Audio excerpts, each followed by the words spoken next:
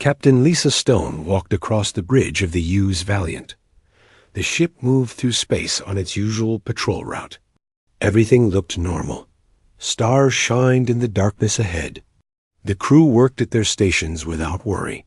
Lisa checked her watch. Another 12 hours until they would turn around and head back to Earth. She had done this patrol many times before. Nothing ever happened out here at the edge of human space. It was boring but necessary work. Lieutenant Maya Santos sat at the communications desk. She watched the screens that showed radio signals from space. Most of the time, she only heard the quiet hiss of empty space. Sometimes she picked up signals from Earth or other human ships. Today felt like any other day. Maya adjusted her headset and checked the scanner settings. The equipment was working fine. She turned back to her screen and froze. A new signal appeared on her display. It was weak, but clearly there. She had never seen anything like it before. "Captain Stone," Maya called out. Her voice was excited, but careful. "I'm picking up something strange." Lisa walked over to Maya's station. She looked at the display screen. The signal showed up as a series of blips and patterns. It repeated. Every few minutes. "What is it?" "I don't know, Captain." "It's not coming from any human ship. The pattern is too organized to be natural. Someone or something is sending this signal." Lisa felt her heart beat faster. In all her years in space, she had never seen anything like this. "Are you sure it's not from one of our ships?" Maya checked her records. "No, Captain. All human ships in this area are accounted for. This signal is coming from outside our territory. It's about 12 light years away." Dr. Kevin Walsh heard the conversation from his medical station. He walked over to see what was happening. Kevin was the ship's doctor, but he also studied alien life. He had always hoped that humans would find other intelligent beings in space. "Let me hear it," Kevin said. Maya played the signal through the speakers. Strange beeps and tones filled the bridge. The pattern repeated exactly the same way each time. "It's definitely artificial," Kevin said. "Natural signals don't repeat like this. Someone made this signal on purpose." Lisa made a decision. "Maya, record everything. Kevin, I want you to study this signal. Find out what it means. I'm calling Earth Command right now." Maya worked at her station to capture every detail of the signal. She noticed that it was getting weaker with each repetition. Whatever was sending, it was running out of power or getting farther away. Kevin studied the patterns on his computer. The signal used numbers in a way that seemed familiar. After an hour of work, he found something important. "Captain, this signal is using mathematical sequences. Prime numbers, to be exact. That's something only an intelligent species would." "No. What does that mean?" Lisa asked. "It means whoever sent this signal is smart. They're using math as a universal language. Every intelligent species should understand prime numbers. They're trying to communicate with anyone who might be listening." Maya worked through the night to decode the signal. She used the ship's computer to help her understand the patterns. Dr. Helen Gray, the science officer, joined the effort. Together, they slowly began to understand what the signal was saying. The breakthrough came at dawn. Maya had been working for 16 hours straight. Her eyes were tired, but she kept going. Suddenly, the patterns began to make sense. The signal was using prime numbers to represent letters and words. "I've got it," Maya said. Her voice was shaky with excitement and fear. "Captain, you need to hear this."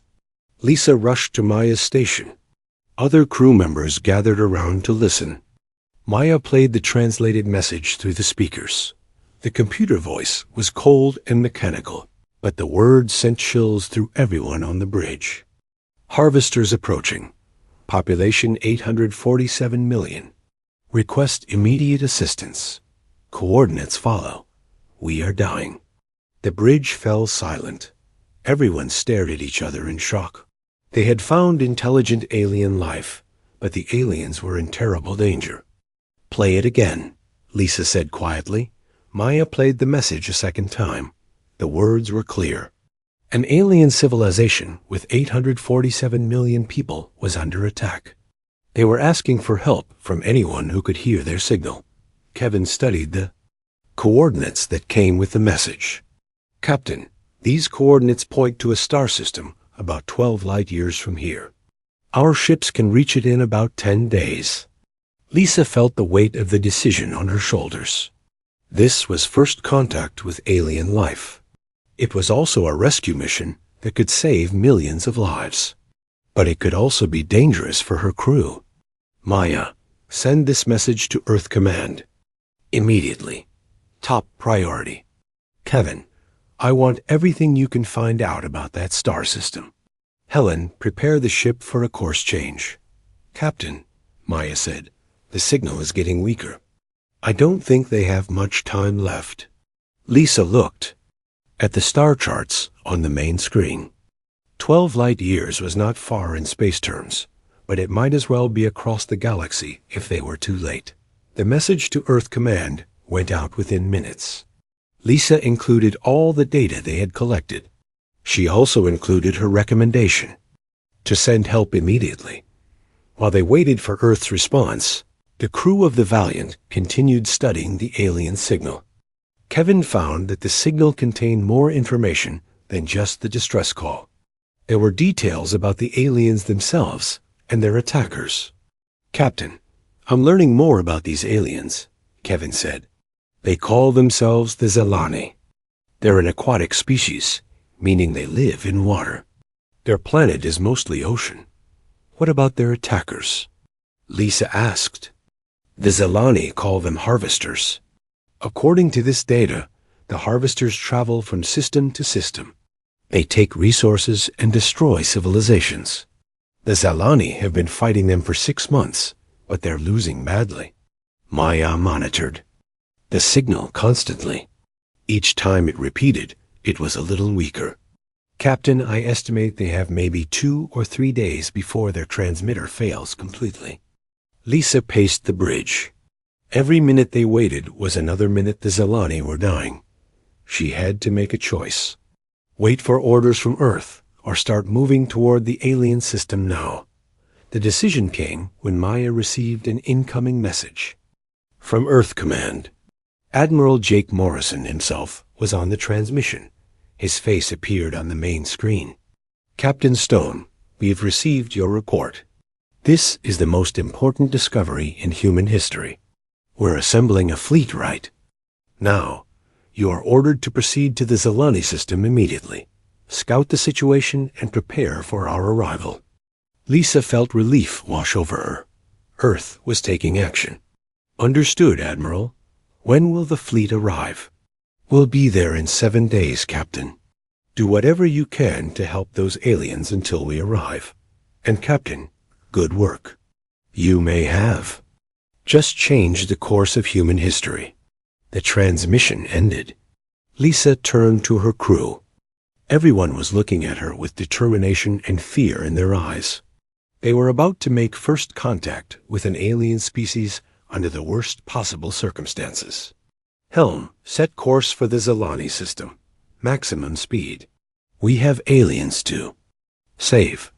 The U's Valiant turned toward the distant star system. Behind them, Earth was mobilizing the largest fleet in human history. Ahead of them, an alien civilization was fighting for its life against an enemy they couldn't defeat. Lisa Stone had no idea that her discovery would make humanity the protectors of the galaxy. She only knew that people were dying, and humans never abandoned people in need. Admiral Jake Morrison stood in the command center on Earth. Around him, hundreds of people worked at computer screens. The largest fleet in human history was being prepared in just 6 hours. Ships from every corner of human space were racing toward Earth. "Status report," Jake said to General Frank Carter. 200 warships ready for launch, Admiral. 50 support ships loaded with medical supplies and rescue equipment. 100,000 crew members standing by. We'll be ready to go in 4 hours. Jake nodded. He had fought in many battles during his career, but this was different. This time, humans were fighting to save strangers they had never met. It felt right to him that the U's Valiant was already 3 days into its journey to the Zelani system. Captain Lisa Stone sent reports every 12 hours. The alien signal was getting weaker, but it was still broadcasting. Jake walked to the communications center where Maya Santos' sister, Lieutenant Carol Santos, was working. Carol was Maya's twin and worked on Earth monitoring space communications. Any word from the Valiant? Jake asked. They're making good time, Admiral. Captain Stone estimates arrival in 7 more days. The alien signal is still coming through, but it's very weak now. Jake studied the star charts on the wall. The Zelani system was at the edge of known space. No human had ever been there before. They had no idea what they would find. Dr. Richard Hayes, Earth's top alien specialist, approached Jake with a tablet computer. Admiral, I've been studying the Zelani transmissions. I've learned some interesting things about their attackers. Tell me, Jake said. The harvesters appear to be a nomadic species. They travel from system to system consuming resources. According to the Zelani data, they've destroyed at least 47 other civilizations. They take everything useful and leave nothing behind. Jake felt anger rising in his chest. 47 civilizations meant billions of dead beings. What? About their technology? That's the concerning part, Admiral. The harvesters have ships much larger than ours. Their technology is completely focused on harvesting and consumption. They've been doing this for thousands of years. What are chances? Jake asked. Dr. Hayes looked uncomfortable. Based on pure numbers and ship sizes, we should lose badly. But there's something the harvesters have never encountered before. What's that? Us, Admiral? Every species they've destroyed was peaceful. They've never fought a military force designed for war. Earth is what scientists call a death world. Most planets are peaceful places. Earth is violent and dangerous. That made us into warriors. Jake smiled for the first time in days. So we're tougher than anything they've seen before. Exactly, Admiral. They've been hunting sheep for thousands of years. They're about to meet wolves. The fleet launched exactly 6 hours after the alien signal was first received. Jake stood on the bridge of the flagship UE's Freedom, with Captain Lisa Stone's second-in-command, Commander Dan Miller, beside him. 200 human warships entered hyperspace together. It was the most beautiful and terrifying sight Jake had ever seen. Behind them, Earth continued building more ships. If this fleet wasn't enough, a second fleet would follow. During the 7-day journey, Jake studied everything they knew about the harvesters. The enemy ships were massive, some larger than human space stations. They used organic technology that grew like living creatures. Their weapons were designed to capture rather than destroy, because they wanted to harvest everything useful. Commander Alex Turner led the fighter squadrons from his ship, the UES Lightning. Alex was young, but one of the best pilots in the human fleet. He spent the journey planning attack strategies with his pilots. The harvester ships are big and slow, Alex told his squadron leaders. Our fighters are small and fast. We'll hit them from all sides at once. They won't know how to handle us. Dr. Kevin Walsh worked on the U's Mercy, the fleet's main medical ship. He prepared treatment facilities for alien patients. No human doctor had ever treated an alien before, but Kevin was ready to try. On the 6th day of the journey, they received an emergency transmission from Captain Stone on the Valiant. Her face appeared on the main screen, and she looked worried. Admiral Morrison, we've arrived at the Zelani system. The situation is worse than we thought. Report, Captain, Jake said. There are over 500 harvester ships in this system. They're systematically destroying the Zelani planet. The ocean is being drained by massive pumps. Millions of Zelani are dying every hour. Jake felt his stomach drop. 500 enemy ships against 200 human ships. The odds were not good. What about the Zelani defenses? Jake asked. They have maybe 50 ships left, Admiral. They're trying to evacuate civilians, but the harvesters are hunting them down. The Zelani never built warships. They're a peaceful species. Jake made a quick decision. Captain Stone, stay hidden and observe. Don't engage the enemy until we arrive. We'll be there in 18 hours.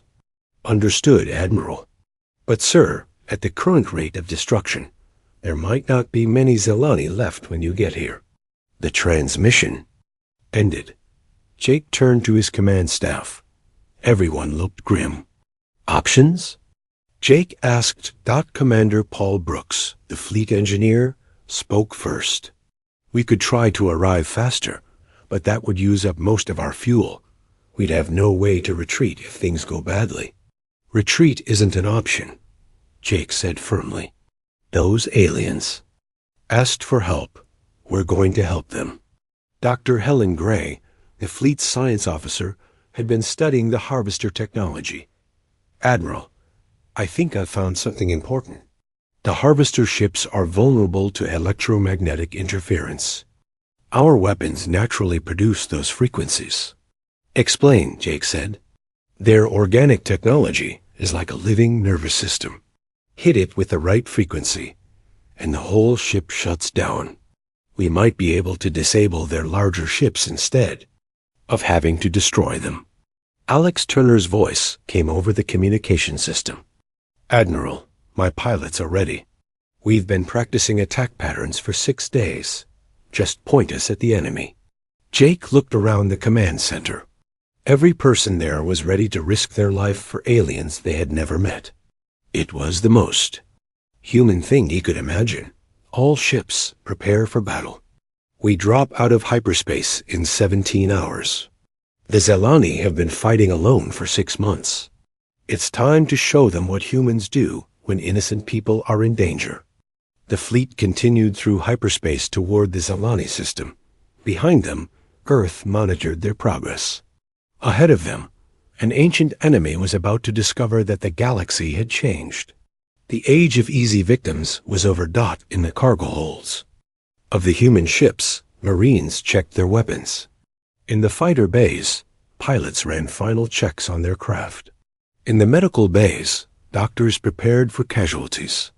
Everyone knew that some of them would not survive the next day, but not one person suggested turning back.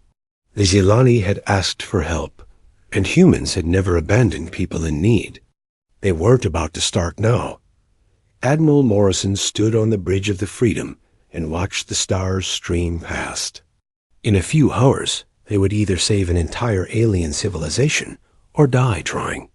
Either way, the harvesters were about to learn that humanity had arrived in the galaxy dot, and humans played by different rules than anyone else. The human fleet dropped out of hyperspace at the edge of the Zelani system. Admiral Jake Morrison stared at the main screen in shock. The destruction was worse than anything Captain Stone had described. 5 massive harvester ships, each the size of a small moon, hung over the blue planet. Hundreds of smaller ships swarmed around them like insects. Giant tubes stretched from the large ships down to the planet's surface, sucking up the oceans. The beautiful blue world was turning brown as its water disappeared. My God, whispered Commander Dan Miller. They're draining the entire planet. Jake watched Zelani ships fleeing in all directions. Most were civilian vessels packed with refugees. The harvester ships chased them down with energy weapons, capturing the survivors for harvesting. Admiral, came Captain Stone's voice from the Valiant. The harvesters don't know we're here yet. They're completely focused on the planet. Jake studied the enemy formation. The harvesters had spread out across the system. They weren't expecting a fight. They had never needed to defend themselves before. All ships, battle stations, Jake announced. Commander Turner, launch all fighters. Captain Stone, begin evacuation operations. All other ships, prepare for attack. Alex Turner's fighter squadron launched from the UES Lightning. 200 small, fast fighters streaked toward the enemy fleet. Alex led them in a wide circle around the largest harvester ship. The harvesters detected the human fleet when the fighters got close. Alarms echoed across their organic ships. They had never seen anything like human technology before. The fighters were too small and too fast for their harvesting equipment to catch. All fighters, attack pattern Alpha, Alex commanded. Hit the big ships first. Remember what Dr. Gray said about electromagnetic frequencies. The human fighters swarmed the largest harvester ship. Their weapons fired bursts of energy that made the organic hull twitch and shake. Parts of the ship began shutting down as the electromagnetic interference spread through its nervous system. "It's working," Alex shouted over the radio. "The ship is going dead." The massive harvester ship stopped moving. Its harvesting tubes disconnected from the planet and floated lifeless in space. The humans had disabled their first target in less than 10 minutes, but the other harvester ships were responding now. Smaller vessels turned away from chasing Zelani refugees and moved toward the human fleet. Energy weapons began firing at the human fighters. Admiral Morrison watched the battle from the Freedom's bridge. "All ships, advance. Target the harvesting equipment first. Save the Zelani civilians." The human warships moved into battle formation. They had trained for this their entire careers. Every captain knew their job. The U.S. Valiant led a group of ships toward the fleeing Zelani vessels. Other human ships attacked the harvester fleet directly. Captain Lisa Stone guided her ship between a group of Zelani refugee ships and their harvester pursuers. The enemy ships were twice the size of the Valiant, but Lisa had advantages they didn't understand. "All weapons fire," she ordered. The Valiant's missiles and energy beams hit the harvester ship at the same time. The organic hull cracked and split open. Green fluid poured out into space. The ship spun out of control and crashed into one of its companions. "Target destroyed," reported her weapons officer. "The Zelani ships are safe." Dr. Kevin Walsh worked frantically in the medical bay as the first Zelani refugees were brought aboard human ships. The aliens were unlike anything he had ever seen. They were tall and thin with blue-green skin. Their hands were webbed for swimming, and they breathed through gills as well as lungs. "They're beautiful," Kevin said to his medical team. "Get them into the water tanks we prepared. They need to stay moist to survive." The Zelani refugees looked at their human rescuers with amazement. They had never seen beings like humans before. One of them, who seemed to be a leader, approached Kevin with tears in his large eyes. "You came," the Zelani said in broken English. Maya Santos had shared her translation work with all the ships. "You heard our call, and you came to help us." "Of course we came," Kevin said gently. "We never abandon people in need." The battle continued across the star system. Commander Paul Brooks led an engineering team aboard a captured harvester ship. The organic technology was unlike anything humans had built, but Paul was determined to understand it. "This is incredible," Paul said as he studied the ship's control center. "The entire ship is alive. It grows its own repairs and thinks for itself." Dr. Helen Gray worked beside him, taking measurements with her equipment. "Paul, look at this." The ship's memory banks contain star charts. They show every system the harvesters have attacked. Paul studied the charts on his tablet. Hundreds of star systems were marked in red. Each one represented a destroyed civilization. "They've been doing this for thousands of years. All those dead worlds." "Not anymore," Helen said firmly. "We're going to stop them here." Admiral Morrison coordinated the battle from the Freedom's command center. The human fleet was outnumbered, but they were winning. Human tactics were something the harvesters had never faced before. "Sir," called his communications officer, "the largest harvester ship is trying to escape. It's heading for the edge of the system." Jake looked at the main screen. The massive ship was moving slowly toward hyperspace. If it escaped, it would warn other harvester fleets about humanity. "All ships, pursue that vessel. We can't let it get away." Alex Turner's fighters reached the fleeing ship first, but their weapons weren't powerful enough to stop something so large. The fighters buzzed around it like angry insects, but the ship kept moving. "Admiral," Alex called over the radio, "we can't stop it with fighters. You need the big ships." Jake made a decision that would become legend in human military history. "All ships ramming speed. We're going to stop that ship the hard way." The human warships accelerated toward the massive harvester vessel. Jake's order seemed insane, but every captain obeyed without question. This was what humans did when everything else failed. The U's thunder reached the harvester ship first. Captain Roy Davis aimed his ship at the enemy's engine section and pushed his engines to maximum power. "For the Zelani," Davis shouted as his ship crashed into the harvester vessel. A collision tore both ships apart, but it worked. The harvester ship's engines exploded in a ball of green fire. The massive vessel stopped moving.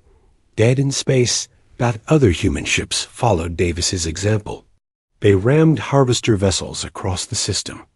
The enemy had never encountered an enemy willing to die to win a battle. The psychological effect on the harvesters was immediate. These strange new aliens were not victims to be harvested. They were predators more dangerous than anything the harvesters had ever faced. Within 6 hours, the battle was over. Every harvester ship was destroyed or captured. The ancient enemy that had consumed 47 civilizations was finally defeated. Admiral Morrison stood on the bridge of the Freedom and looked at the blue planet below. Zelani cities were visible through the clouds. The ocean was still there, damaged but not destroyed. "Captain Stone," he called over the radio, "status report on the Zelani." "Medical teams report 800 million survivors, Admiral. Doctor. Walsh says they'll recover completely with proper care. We saved them." Jake felt a weight lift from his shoulders. They had done it. Humanity's first contact with alien life had been a rescue mission, and they had succeeded. But Jake knew this was just the beginning. The captured harvester data showed dozens of other predator species in the galaxy. Peaceful civilizations were under threat everywhere.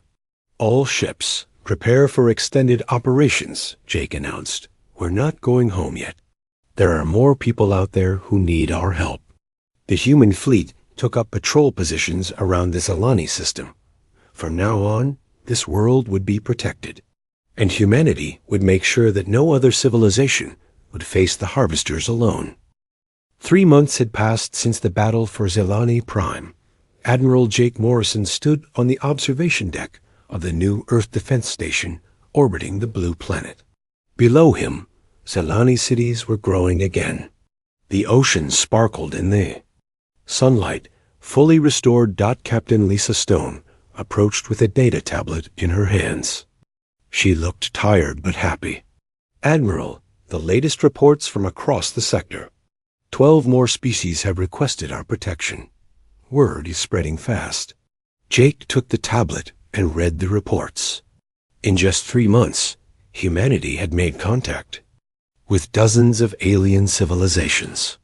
All of them had heard about the defeat of the harvesters. Many were asking for help against their own predator problems. "What's the status of our new allies?" Jake asked. "The Zelani are adapting well to joint. Operations. Dr. Walsh has trained their medical teams in multi-species treatment. Maya Santos has established translation protocols for 17 different languages now." Jake smiled.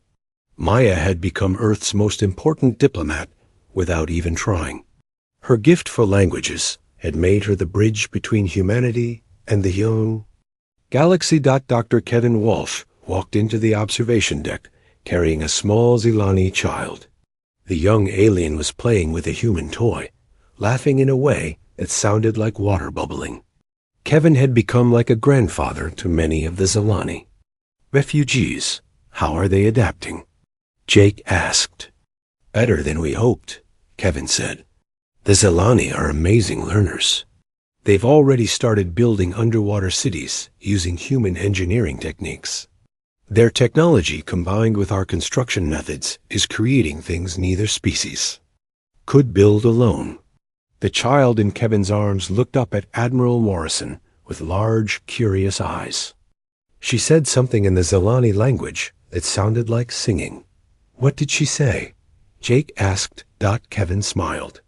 "She asked if you're one of the guardian angels from the Death Star. That's what they call humans now. Guardian angels from the Death Star Earth." Jake felt his throat tighten with emotion. The Zilani saw humans as protectors, not conquerors. It was everything he had hoped for when they first heard that distress signal. "Commander," Alex Turner's voice came over the communication. "System. Admiral Morrison to the command center, please. We have an incoming message from the Galactic Council." Jake hurried to the command center with Lisa and Kevin following behind. The main screen showed an alien he had never seen before. The being had silver skin and 4 arms. Its voice was translated by Maya's new universal communication system. "Admiral Morrison of Earth, I am Counselor Vex of the Galactic Council. We represent 300 peaceful species across this galaxy. We have heard of your actions against the Harvesters." "Counselor Vex, it's an honor to meet you," Jake replied. "The honor is ours, Admiral. Your species has accomplished something we thought impossible. The Harvesters had been a threat for over 5,000 years. Many species tried to stop them. All failed until humanity arrived." The screen split to show a map of the galaxy. Hundreds of star systems were marked in different colors. Jake realized he was looking at the largest civilization network in galactic history. "We have a proposal for your people," Counselor Vex continued. "The galaxy needs protectors. Beings who can stand against the predator species that threaten peaceful worlds. Would humanity consider joining the Galactic Council as our defense force?" Jake looked around the command center. His officers were staring at the screen in amazement. 300 species wanted humanity to be their protectors. "Counselor, this is a big decision. I'll need to discuss it with my government on Earth." "Of course, Admiral. But know this, the galaxy has waited 5,000 years for a species like yours. You have the strength to fight and the heart to protect strangers. That combination is more rare than you know." The transmission ended. Jake sat down heavily in his command chair. In 3 months, humanity had gone from discovering alien life to being offered leadership of a galactic alliance. Dr. Helen Gray approached with her tablet full of data. "Admiral, I've been studying the information from captured harvester ships. There are 7 other major predator species operating in this galaxy. The Harvesters were actually one of the smaller threats." "What do you mean?" Jake asked. "There are species out there that make the Harvesters look like children. Some of them have been operating for tens of thousands of years. They've destroyed entire star clusters." Lisa Stone studied the data on Helen's tablet. "How many civilizations are we talking about?" "According to the Harvester records, there should be over 1,000 peaceful species in this galaxy. But predator attacks have reduced that number to about 300. We're looking at genocide on a galactic scale." Jake felt anger building in his chest. Hundreds of civilizations destroyed, trillions of beings dead, all because peaceful species had no way to defend themselves. "Admiral," Maya Santos said from her communication station, "I'm getting reports from our patrol ships. 2 of our destroyer groups have encountered fleeing refugee ships. They're asking for protection from something called the Void Hunters." "Void Hunters?" Jake asked. Helen checked her data. They're mentioned in the Harvester files, a predator species that hunts in the empty space between star systems. They're supposed to be even more dangerous than the Harvesters. Jake made his decision. All ships, yellow alert. Maya, contact Earth Command. Tell them we're accepting the Galactic Council's offer. Lisa, prepare the fleet for extended operations. Over the next several days, Jake worked with the Galactic Council to establish humanity's role as the galaxy's defense force. The plan was simple but ambitious. Human fleets would patrol trade routes and protect peaceful species. In return, those species would share their technology and knowledge with humanity. Commander Paul Brooks was amazed by the technology exchanges. Admiral, the Zalani have developed medical techniques that can extend human life by decades. The Altarians have energy systems that make our power plants look like campfires. And the Centauri Coalition has food production methods that could end hunger on Earth forever. Dr. Walsh had become the director of the new Interspecies Medical Academy. Doctors from dozens of worlds came to learn from each other. We're making medical breakthroughs every day, he told Jake. Diseases that have plagued species for millennia are being cured with techniques learned from other worlds. Alex Turner now led the Galactic Defense Fighter Corps. He trained pilots from peaceful species in basic combat tactics. Most of them would never be great warriors, but they could defend their home systems while human fleets dealt with major threats. It's strange, Admiral, Alex said during one of their meetings. We're teaching these aliens how to fight, but we're also learning from them. Their peaceful nature is teaching us when not to fight. 6 months after first contact, Admiral Morrison received a message that made him smile. Captain Stone's voice came over his personal communicator. Admiral, you need to see this. The Void Hunters just entered the Proxima sector. But when they detected our patrol ships, they turned around and left. They didn't even try to attack. Jake laughed out loud. The galaxy's predators were learning to fear humanity. The mere presence of human ships was enough to make ancient enemies retreat. Maya Santos approached with a translation of intercepted Void Hunter communications. Admiral, listen to this. It's a warning message they're sending to other predator fleets.